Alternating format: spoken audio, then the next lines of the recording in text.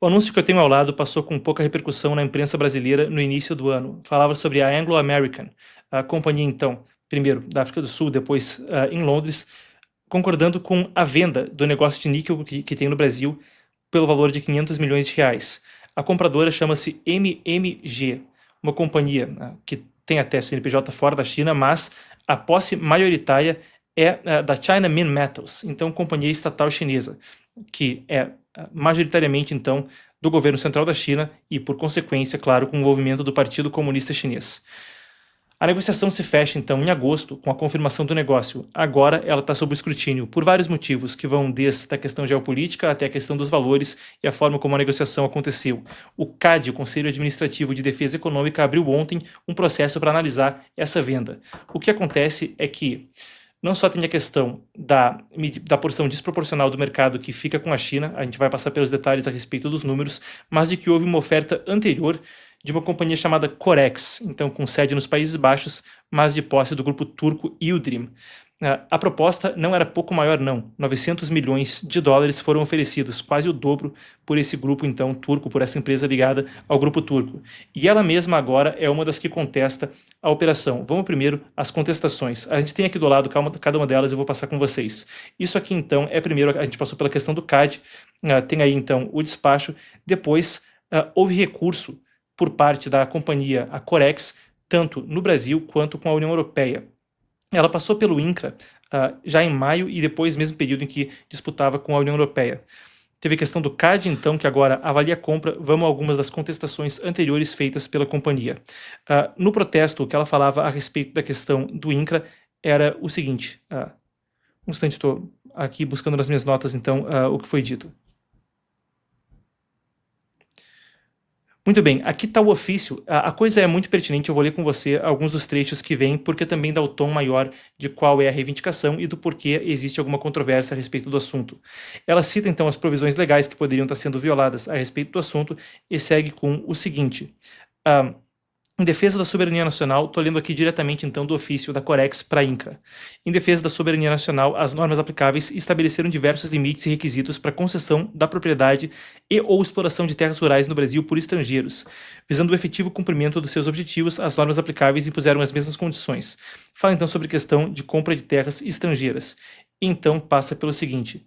É fato notório que a China tem aumentado exponencialmente seu controle sobre as cadeias de suprimento essenciais à segurança econômica e sanitária mundial, conforme domina o refino e processamento de minerais fundamentais para tecnologias limpas, defesa e indústria, além da produção de produtos dos mais variados tipos, inclusive aqueles relacionados à saúde e necessidades básicas, em razão de uma centralização exacerbada da industrialização em um mundo altamente globalizado. A exemplo da pandemia de Covid-19, tal concentração revela a vulnerabilidade de países ocidentais a decisões unilaterais da China, como restrições de exportação e ou priorização do mercado interno chinês. A crescente presença de investidores estrangeiros na exploração de terras rurais no Brasil tem suscitado, ao longo das últimas décadas, preocupações relacionadas à violação da soberania nacional, especialmente diante do avanço de investimentos e controle de ativos estratégicos por empresas estatais chinesas. E aí diz, revela-se contraditório que o Brasil, detentor de significativa diversidade e abundância de recursos minerais estratégicos, permita a sistemática exploração dessas riquezas por agentes estrangeiros, sem o correspondente desenvolvimento de sua cadeia produtiva nacional. Tal cenário resulta na dependência brasileira de produtos industrializados oriundos de matérias-primas produzidas em seu próprio território, configurando uma dinâmica que fragiliza a soberania econômica do Estado e a sustentabilidade ambiental e alimentar. Então, a declaração segue pedindo, no fim, o seguinte. Primeiro, cita o manual do INCRA para aquisição de terras e arrendamento de terras para estrangeiros, dizendo, em caso de operações societárias com transferência patrimonial entre pessoas jurídicas, tais como fusão, cisão ou incorporação de empresas, de alteração de controle acionário da sociedade, faça necessário a autorização do INCRA, assim como do CDN e do Congresso Nacional, conforme o caso. Esses são os trechos destacados então, no pedido da empresa. Então, pede ao INCRA que se manifeste acerca da existência de eventual autorização ou pedido, e caso não tenha sido protocolado, então, que haja para uma revisão do caso. Isso é o que pede, então, a Corex, a empresa, fez um pedido similar na União Europeia para uma revisão a respeito do assunto, e passando pela União Europeia, falava que isso poderia violar também, quando se fala da oferta ter sido recusada, a legislação europeia quanto à priorização para a questão de materiais críticos. Isso é parte do contexto. Pegando a respeito do gancho que vem com o aviso da Corex, a gente pode pincelar o seguinte: as informações que a gente tem são de que isso passa a colocar efetivamente cerca de 50% da produção de níquel brasileiro nas mãos da China, com a MMG. Além disso, quando a gente fala de outros derivados, quando a gente fala de ferro-níquel, fica em cerca de 100%, quase a totalidade do mercado nacional, e cerca de 60% do mercado global de insumo, o que amplia a influência chinesa no material estratégico. Ele é usado em baterias, veículos elétricos e aço inoxidável. No contexto geopolítico, tem ainda uma questão a ser destacada. Você tem acompanhado aqui no programa como desde 15 de julho foi aberta uma investigação sob a seção 301 da Lei Comercial dos Estados Unidos sobre o Brasil. Enquanto isso vem sim no caldo do diálogo sobre tarifas, uma investigação comercial tem, essencialmente, sob a seção 301, o efeito de abrir uma caixa de ferramentas para o governo americano averiguar sua relação com outro país. Essa investigação esteve aberta para consulta pública, que fechou no dia 18. A principal associação de siderurgia dos Estados Unidos entrou com um pedido, um documento nessa consulta pública, que veio então por parte do governo americano e enviou ao representante comercial dos Estados Unidos uma questão que extrapolava a questão das redes sociais, que foi sim um dos pontos prementes nesse diálogo, mas falava também a respeito precisamente desse negócio que agora vem à tona, que agora se concretiza e domina as manchetes com a investigação aberta ontem pelo CAD. Para a gente desvendar a sopa de letrinhas antes da gente seguir, o CAD é o Conselho Administrativo de Defesa Econômica. Dando alguns dos detalhes do caso, a gente tem também o seguinte: a operação inclui os complexos de Barro Alto e Condenim, na Niquelândia, em Goiás, projetos também em Morro Sem Boné, Mato Grosso, em Jacaré, no Pará, e por aí vai. Essas são as 3 reservas principais, então, que são adquiridas. Bem, para te dialogar mais a respeito do assunto, eu vou passar com vocês na sequência junto à nossa editora de China, a Emanuele Coure, com os detalhes de como isso afeta o contexto geopolítico. Vem para cá então, Manu, e a gente vai discutir os detalhes do caso. Manu, primeiro, para a gente entender, a gente viu a investigação sob a seção 301 da Lei Comercial Americana trazer a principal associação de siderúrgicas dos Estados Unidos para comentar sobre esse assunto. A Corex também argumenta que isso traz uma concentração muito grande, não só do níquel brasileiro nas mãos da China, mas do mercado global de níquel. Da perspectiva geopolítica, qual a sua reação à compra, o quão grande isso é em termos do diálogo sobre Europa, Estados Unidos, China e a mineração brasileira? Perfeito, Marcos. Bom, primeiramente, muito obrigada por me receber. Boa tarde para você e também para a audiência. Bom, essa questão tem chamado muita atenção justamente por isso que você comentou, pelo domínio chinês dessa questão do níquel, porque atualmente, além do Brasil, a China tem uma atuação muito forte na Indonésia. E só para a gente dar uma visão um pouco mais ampla para a audiência, o Brasil é o país que tem a terceira maior reserva de níquel do mundo. Embora a gente não seja um dos países que mais explorem, a gente é o 8º país que mais explora, no entanto, a gente tem a terceira maior reserva. O país que tem a maior reserva é justamente a Indonésia, e a China já tem uma atuação muito grande nesse país. E agora, se realmente tudo isso se concretizar, essa transferência se concretizar, que pelo jeito vai acontecer, a China teria domínio a 60% do níquel aqui no Brasil.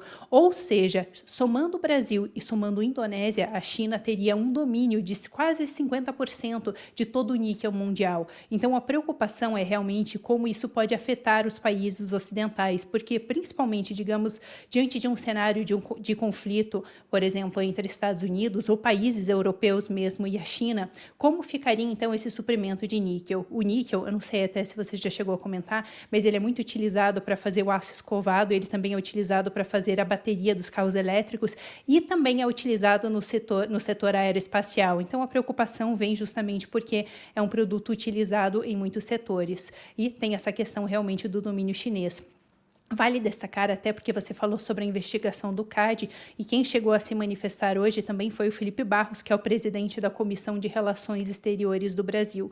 Ele já, desde abril, ele já vinha falando dessa pauta, porque em abril já começou a se especular, já começou a vir à tona algumas preocupações quanto à compra dessa mineradora por uma empresa chinesa, e o que o Felipe Barros destacou foram 2 pontos principais. Acho que vale muito a pena a gente trazer aqui a perspectiva dele, afinal ele é uma pessoa que já tem lidado com perceberam isso há algum tempo, e os dois pontos principais deles são: o primeiro deles, ele entrou em contato com vários setores do governo brasileiro e eles não tinham muito controle sobre essa venda. E, bom, claro, aqui no Brasil, as minas, elas na verdade, elas pertencem ao governo, elas não são de propriedade privada. Então, o que está acontecendo aqui é que, na verdade, o que vai ser transferido é somente a concessão de uma empresa para outra empresa. Só que acontece que as minas continuam sendo do Estado. Então, a princípio, o governo deveria ter algum tipo de controle sobre essas transferências, que é geralmente o que acontece em outros países. No entanto, segundo Felipe Barros, o governo não estaria realmente controlando, eles não estariam acompanhando de perto essas transações. Então, realmente haveria uma preocupação quanto a isso, porque, claro, são recursos estratégicos, minerais são recursos estratégicos para o país, e por isso deveria haver um controle maior do governo. Outra questão que ele também trouxe à tona e que realmente tem sido um dos pontos centrais aí é o fato dessa empresa não ser uma empresa privada, é uma empresa estatal, ou seja, teria uma atuação direta do Partido Comunista Chinês. Então, para o nosso país vem essa preocupação. Além disso, essa outra empresa, a empresa turca que estava querendo fazer a compra e que ofertou 900 milhões de dólares pela compra, um dos pontos que ela destacou foi justamente que isso poderia, inclusive, afetar o insumo brasileiro, o consumo brasileiro deste metal, porque, realmente, se essa empresa tiver o controle de 60% do níquel no Brasil, até mesmo as empresas que precisam, aqui no Brasil, que precisam do consumo, que consomem este material, poderiam enfrentar problemas para conseguir comprar, porque, realmente, a China importa muito esse material. Então, a ideia seria realmente que, pelo menos de acordo com as pesquisas dessa empresa, seria que boa parte desse níquel seria exportado para a China. Parte da estratégia do Partido Comunista Chinês quanto a países subdesenvolvidos ou em desenvolvimento, e é uma coisa que a gente viu de forma muito constante quando a gente fala de Bolívia, Chile aqui na América do Sul, Equador e mesmo na África, quando a gente passa por lugares onde até se mistura a mineração legal com a ilegal. Na África, a atuação do Partido Comunista Chinês é vasta nesse sentido.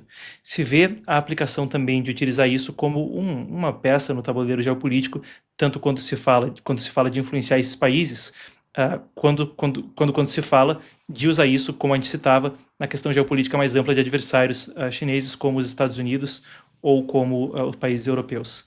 Nesse contexto, a gente vê o Brasil numa tendência que tem sido presente ao longo dos últimos anos, aproximando-se do Partido Comunista Chinês. E, de fato, apesar disso não ser uma decisão governamental, é uma venda da Anglo American, essa empresa, então, para uma empresa chinesa, isso faz parte do cenário que compõe também uma aproximação do Brasil à esfera estratégica do Partido Comunista Chinês, no contexto em que acontece a investigação sobre a Seção 301 e a tensão com os Estados Unidos. Diplomaticamente, isso também compõe esse panorama e traz uma aproximação maior, uma dependência maior econômica do Brasil quanto ao Partido Comunista Chinês, não é? Qual a sua avaliação sobre esse aspecto, Manu? Sim, Marcos, sim, com certeza. Até porque, claro, isso daí não é um fato isolado. A gente vê a atuação cada vez maior do Partido Comunista Chinês aqui no nosso país. Seja, por exemplo, com a chegada do UnionPay, que é o cartão chinês, seja através do investimento cada vez maior do regime chinês no setor de infraestrutura. Por exemplo, agora a gente teve a confirmação de que o governo brasileiro vai realmente fechar com uma empresa chinesa para que eles façam a construção daquele corredor bioceânico que vai levar conectar alguns estados brasileiros com o porto de Xangai, no Peru, justamente para aumentar a exportação para a China. Além disso, vários outros setores, a gente tem visto realmente uma conexão maior com o regime chinês. Então, claro, tudo isso vem neste contexto onde a atuação chinesa tem aumentado no nosso país. E até interessante a gente destacar aqui, porque muito se questiona, tá? E quais são as preocupações, então, realmente sobre aumentar os negócios com o Partido Comunista Chinês? As preocupações são justamente que o regime chinês é uma ditadura, não é um país democrático. E, ao contrário do que muitas vezes a gente escuta as pessoas dizendo sobre então a China não vai intervir, a China não é um país que interfere em outros países, mas, na verdade, as coisas não funcionam bem assim. Na verdade, o regime chinês é um país que interfere muito em assuntos internos. Uma dessas questões a gente vê, por exemplo, através daqueles contratos cruzados que o regime faz com muitos países. E isso, na verdade, veio à tona através de uma pesquisa que a Universidade William & Mary fez através do Instituto Aid Data. Eles analisaram vários contratos chineses e eles perceberam que esses contratos não somente eles estavam conectados uns com os outros, ou seja, se você cancelasse um contrato, você poderia ter que cancelar cancelar todos os outros contratos com o regime chinês, como também eles tinham algumas cláusulas de que se a pessoa por acaso quisesse cancelar o contrato com o regime chinês e com as empresas chinesas, ou mesmo adiar, então o regime ele se daria ao direito de interferir em assuntos internos e externos daquele país. Além disso, a gente vê, por exemplo, um assunto que a gente tem destacado muito nos últimos tempos aqui, é a questão das delegacias policiais do Partido Comunista Chinês, algo que veio à tona em 2016 com o relatório da Safeguard Defenders, ou seja, são delegacias ilegais do Partido Comunista Chinês em vários outros países. De acordo com este relatório, haveriam mais de 100 delegacias em mais de 50 países. Então, eu só estou trazendo essa questão das delegacias porque, querendo ou não, é uma forma do Partido Comunista Chinês interferir diretamente dentro dos países. E daí por que a preocupação dessa aproximação? Porque justamente os países que têm se protegido da atuação do regime chinês, por exemplo, colocaram como ilegais essas delegacias policiais, como, por exemplo, os Estados Unidos, a Irlanda, a Holanda. No entanto, os países que são mais próximos do regime chinês, eles não somente permitiram que essas delegacias ilegais permaneçam ali dentro do país, como muitas vezes acontece uma complacência, digamos assim, com algumas coisas que acontecem, justamente por um medo do país de machucar de uma certa maneira as relações comerciais com o regime chinês, porque é muito costumeiro, na verdade, que se o país ele se coloca contra algumas medidas do regime, haja retaliação. A gente viu muito isso, só para concluir, a gente viu muito isso durante a Covid-19. A Austrália, por exemplo, eles abriram uma investigação no país para determinar realmente de onde dá a origem do coronavírus. Nessa época, o regime disse que eles não poderiam fazer isso, eles não poderiam realmente fazer essa investigação, e na época existiam várias coisas vindo à tona, vários questionamentos de que acusações também de que isso teria, na verdade, se originado na China e com acobertamento do regime chinês. E o partido não ficou nada feliz e começou a retalhar os produtos que estavam sendo importados da China, que estavam sendo exportados, da Austrália para a China. Eles bloquearam vários desses produtos, o que afetou bastante a economia australiana na época. Então, só alguns exemplos para a gente entender o quão complexo realmente é fazer negócios com o Partido Comunista Chinês, porque existe realmente essa interferência. E quanto mais próximos nós ficamos, mais dependentes também. É super pertinente, até para a gente trazer isso para o público à tona. Você pensou alguns pontos muito interessantes, Manu, quando a gente fala a respeito mesmo do tal corredor bioceânico se estendendo do Brasil até o porto de Xangai, no Peru. Isso é uma coisa, a gente está falando de uma dessas minas aqui de níquel no Pará, mas mesmo quando a gente pega ali Mato Grosso, não são coisas tão distantes. Poderíamos estar diante de um cenário onde as minas de posse do Partido Comunista Chinês passam pela ferrovia de posse do Partido Comunista Chinês e vão para um porto no Peru de posse do Partido Comunista Chinês.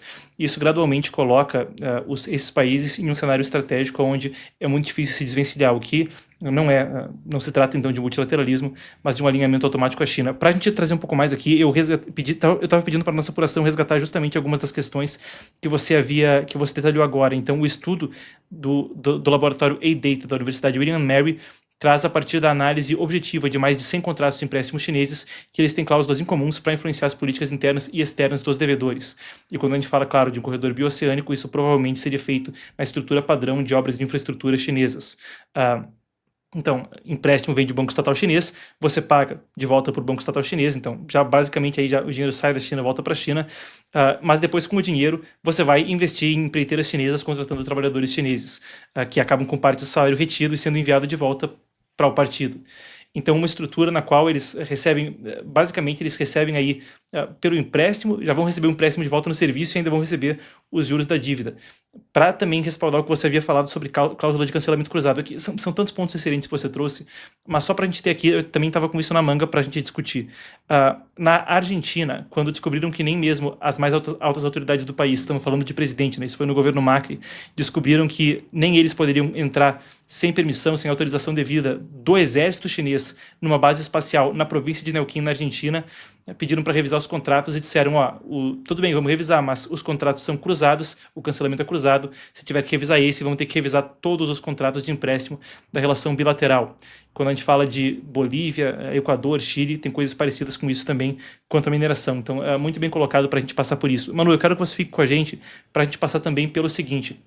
Outra das coberturas especiais que a gente faz agora na sequência é quanto às tarifas dos Estados Unidos entrando em vigor com a Índia, e eu acho que a gente vai, vamos direto então, porque é uma coisa que vai também trazer uma conexão com a pauta que a gente agora discutia. É um cenário estratégico confuso, difuso no mundo, muito difícil de navegar, e uma parte fundamental disso é mesmo como a gente fala sobre organizações multilaterais se distanciando, se reformulando, saída dos Estados Unidos da OMS, saída dos Estados Unidos de corte de financiamento para a Unicef, o NRWA. Enquanto isso, os BRICS se distanciando de um bloco para desenvolvimento econômico e mais sendo categorizados como um bloco anti-ocidental. Nesse contexto, a gente vai ter agora, no domingo, começando entre domingo e segunda, uma reunião da Organização de Cooperação de Xangai. O premier indiano Narendra Modi, depois de entrarem hoje em vigor, então, as tarifas dos Estados Unidos sobre a Índia, 50%, é o maior percentual de qualquer país, empatado com o Brasil, vai estar indo para a China pela primeira vez em anos. E esse deve ser o maior encontro da Organização de Cooperação de Xangai desde então de 2001. A Organização de Cooperação de Xangai é uma das organizações que foi fundada no encalço do final da Guerra Fria, quando ainda buscavam se reorganizar os países que eram parte do bloco comunista durante o século XX. Traz para a gente mais detalhes então. O que é a Organização de Cooperação de Xangai? Nesse momento histórico, o quão grande é que eles estejam fazendo a maior reunião em 21 anos e o que isso traz para a gente em termos de como o cenário internacional está sendo lido quando a gente fala de países que são adversários dos Estados Unidos e integram, claro, a Organização de Cooperação de Xangai, ou SCO, como é chamada na sigla em inglês. Perfeito, Marcos. Bom, resumidamente, antes sobre o que é o grupo, ele é um grupo político e econômico eurasiano, então a gente tem vários países ali que formam este grupo. Entre eles a gente teria a Rússia, o Irã, a China, a Bielorrússia, a Índia, entre outros países, mas achei que esses seriam os mais relevantes para o nosso contexto atual. E a questão principal com este grupo, que é uma das principais coisas, uma das questões que mais chama a atenção, se a gente for, por exemplo, comparar com a questão do BRICS, é como esse é um bloco muito mais formalizado. Porque o BRICS, até hoje, por mais que ele esteja aumentando a cooperação entre esses países totalitários, principalmente China, Rússia e Irã, um dos pontos é que este não é um bloco formal. No entanto, na cooperação de Xangai, eles realmente são um bloco formal. Então, acontece que as reuniões, os desdobramentos das reuniões, eles acabam sendo mais palpáveis, fazendo assim com que esses países realmente aumentem a sua cooperação. Agora, o que chama atenção realmente é o momento deste encontro, um momento onde a gente vê uma aproximação cada vez mais desses países. E um detalhe esse ano que, para mim, na verdade, é o mais relevante, é a questão da ida realmente do Narendra Modi, que é o primeiro-ministro indiano, para a China. Justamente porque agora, como você mesmo comentou, as tarifas dos Estados Unidos sobre a Índia, agora elas vão começar a valer de 50%. E isso coloca as relações entre Estados Unidos e Índia em uma situação bem delicada. E um dos principais questionamentos seria se talvez aconteceria uma aproximação da Índia desses países do bloco. Por mais que a Índia fosse próximo em vários setores da Rússia, até mesmo, por exemplo, agora, claro, a Índia, acabou se aproximando da Rússia na questão da compra de petróleo. No entanto, nos anos passados, a Índia já comprava muito armamento da Rússia, então já eram dois países próximos.